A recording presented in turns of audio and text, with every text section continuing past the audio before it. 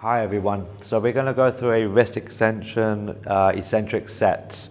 I'm going to demonstrate how I have with a box here with my hand over in this position. This is something though you can also do on the floor. I will also be demonstrating focusing on one side at a time, but again this could be done bilaterally. So for the setup guys, I'll place my hand onto the box.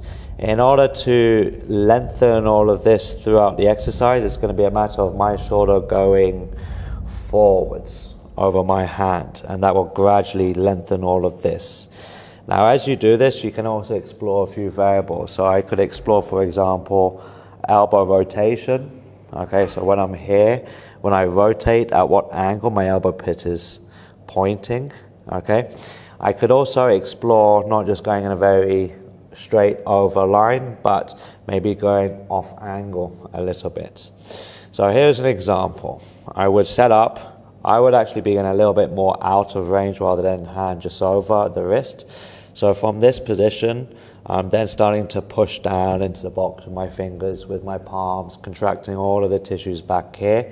I hold on to that isometric contraction, and then I start to move my shoulder over my hand in that forwards direction.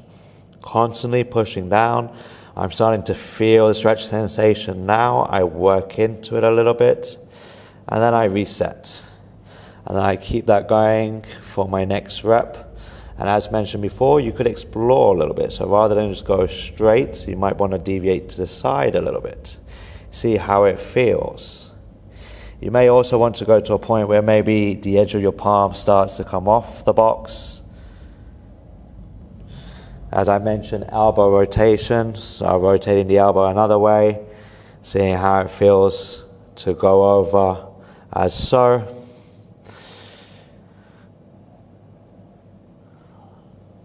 So that would be exploring one wrist at a time.